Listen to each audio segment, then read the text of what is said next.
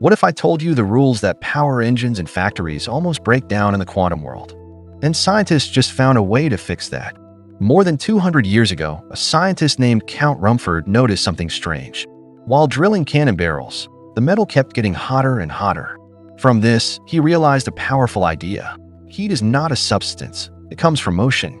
This discovery gave birth to thermodynamics, the science of energy. For centuries, these rules worked perfectly, until scientists tried to use them in the quantum world, a world of atoms, light, and tiny particles. Here, the difference between useful energy and wasted heat becomes unclear. Now, researchers at the University of Basel have found a solution. They studied laser light trapped between two mirrors. They discovered that when light is perfectly synchronized, it can do useful work. But when it becomes disordered, it turns into heat. This means the laws of thermodynamics still work, even in the quantum world.